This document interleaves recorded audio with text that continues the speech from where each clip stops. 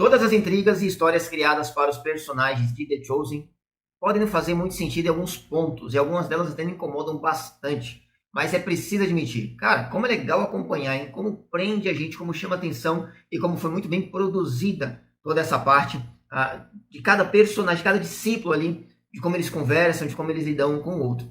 Nesse terceiro episódio da segunda temporada, aconteceram diálogos fantásticos e a gente viu muito mais os discípulos. Jesus só aparece ali bem no finalzinho e foi um momento muito bonito, muito impactante.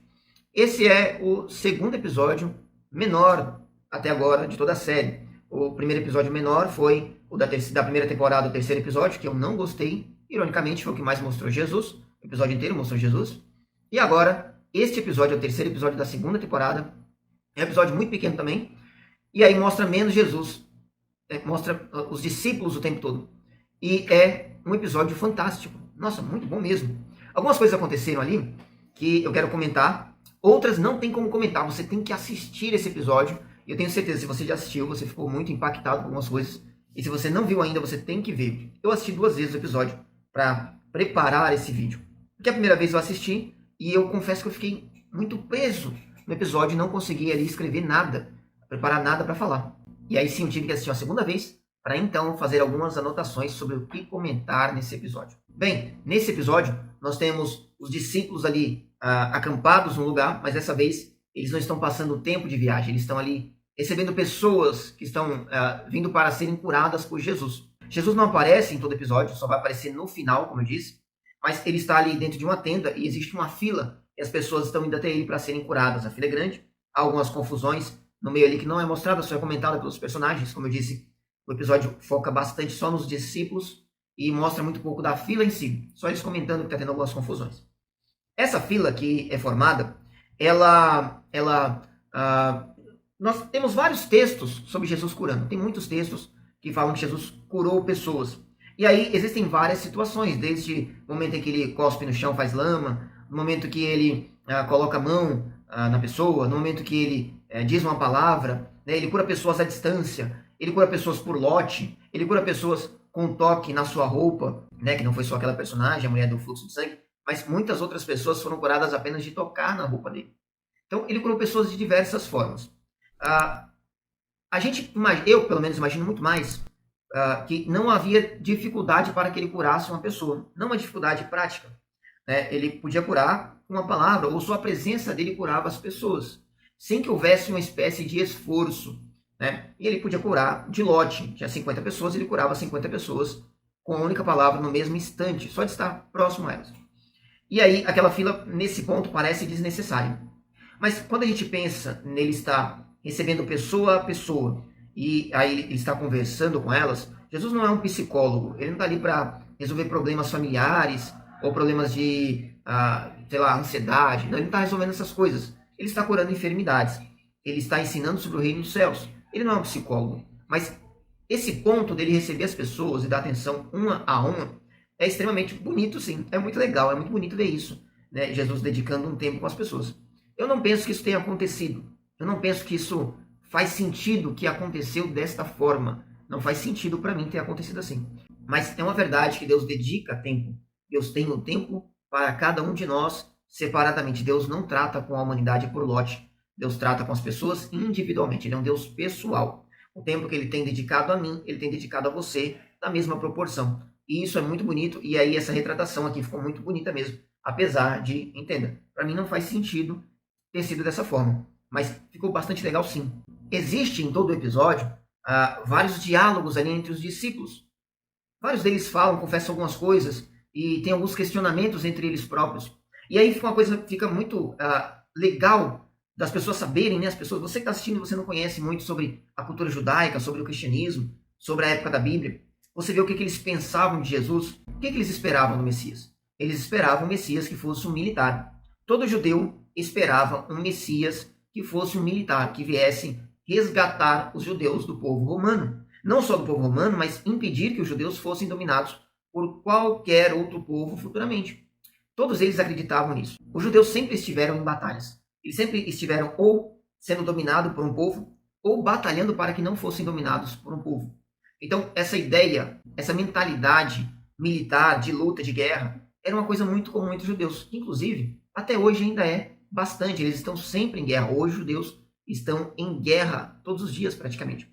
Então esperar esse Messias era algo comum, como ainda é, na verdade. Claro, eles não esperavam isso porque eles tiraram da cabeça deles, ou só porque eles estavam naquela cultura, naquele tempo, vivendo batalhas constantemente, não. Mas eles esperavam isso também porque os textos falam disso. Muitos textos mostram esse Messias, o Messias guerreiro, o Messias que vem batalhar, como por exemplo é citado muitas vezes por eles o texto de Zacarias. Então, eles tinham isso muito forte e todo judeu o tempo todo esperava isso. Esse Jesus que vem para ensinar, para perdoar, para curar pessoas, isso não faz sentido para eles durante muito tempo.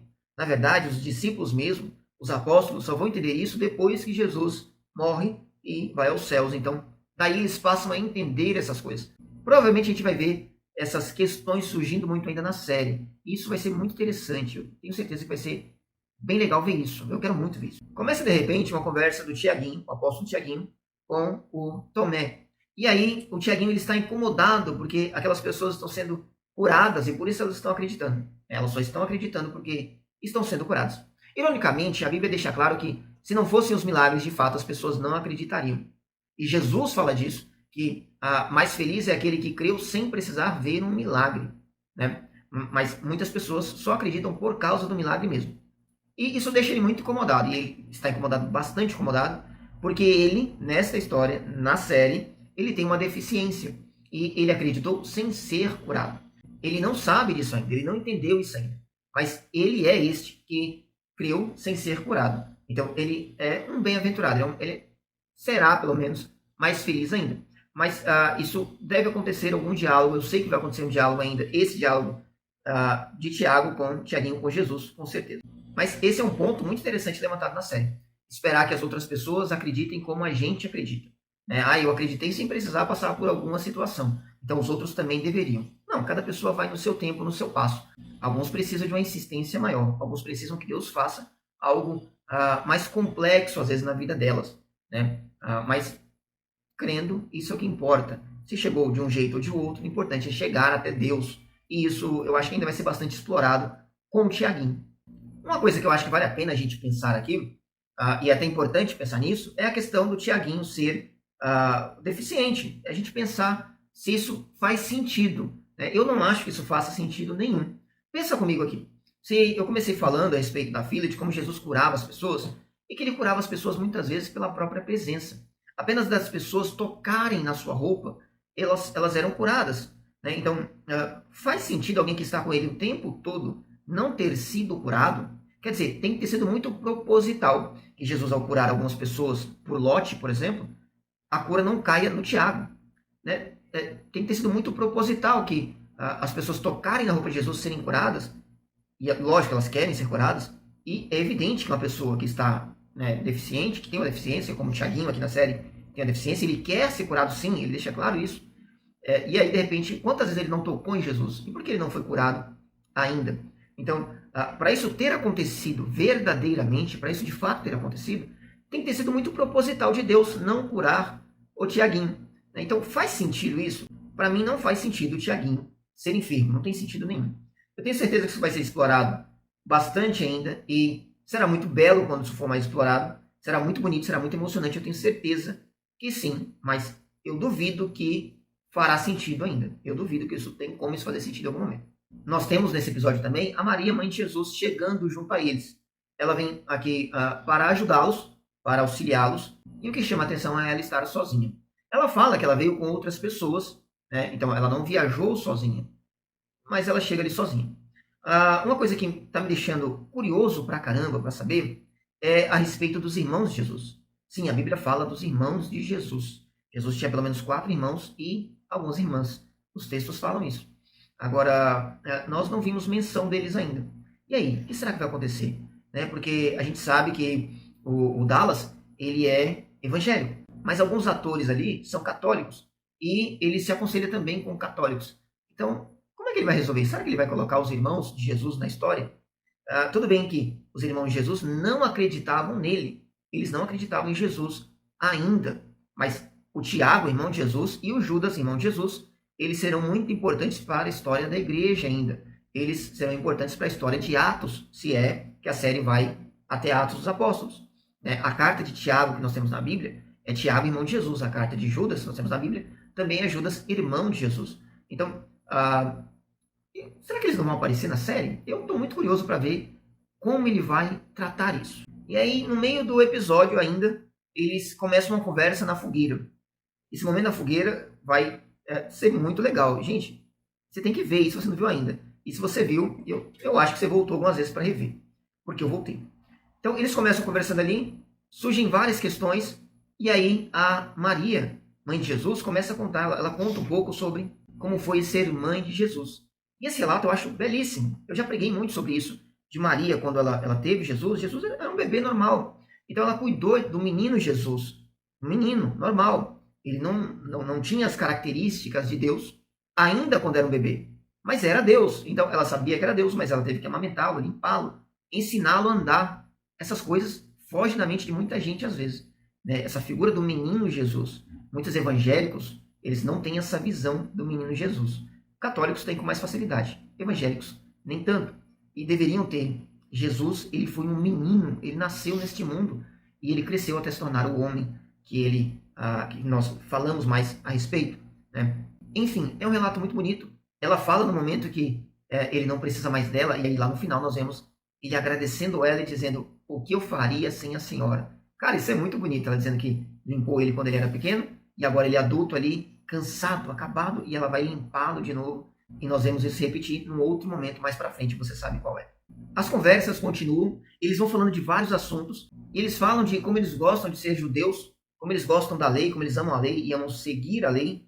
Mesmo assim, eles quebraram em algum momentinho ali, alguns deles, né, confessam que fizeram uma coisinha ou outra fora da lei só para ver como era. Né? E aí é muito natural, e isso mostra como é o ser humano. Né? O ser humano, ele mesmo amando fazer alguma coisa, ele tem curiosidade para saber como seria não fazer. Mas eles deixam claro que eles amam ser judeus, eles amam a lei e estão felizes pelo Messias.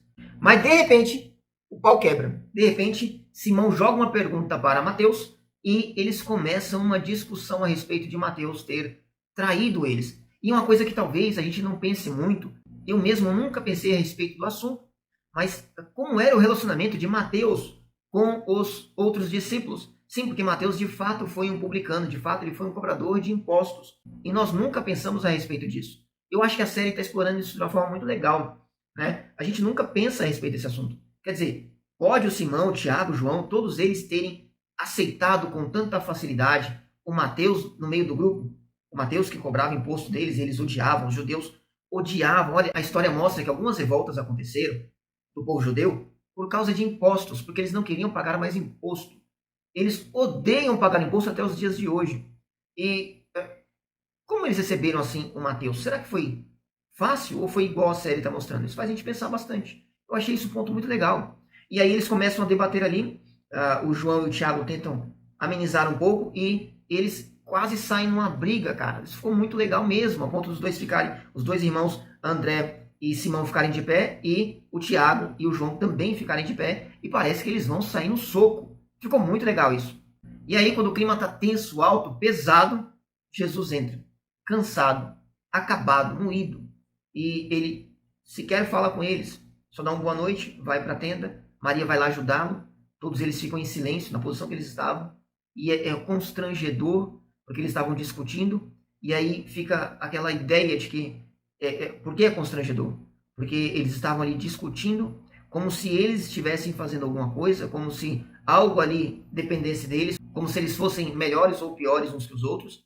E aí Jesus, que é quem passou o dia, ele passou o dia inteiro ali na tenda, curando, e talvez conversando com as pessoas, enfim, interagindo. Ele trabalhou durante o dia inteiro, de fato. Ele está cansado pra caramba. E eles estavam discutindo. Ele chega e o momento é muito bonito. Há um momento que dá parece trazer muita culpa para eles. A gente fica bastante emocionado vendo essa cena. E Maria, a forma que ela cuida dele, a forma que ele é grato por isso, e aí ele vai para a tenda descansar. E a cena acaba, o episódio acaba com essa cena deles ali mostrando eles na fogueira e esse ar de culpa, de peso sobre eles. Cara, eu achei um episódio fantástico. Eu gostei bastante desse episódio. Eu estou impressionado como a série ela tem explorado essas questões que a gente não pensa tanto.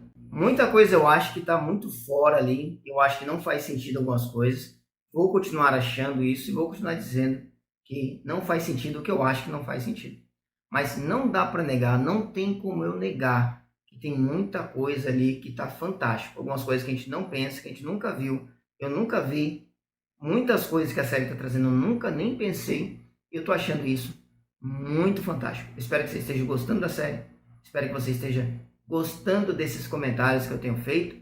E se você estiver gostando, considere se inscrever neste canal. Deixa um joinha para mim aí. Deixa um comentário também. E até o próximo vídeo. Que Deus continue te abençoando grandemente.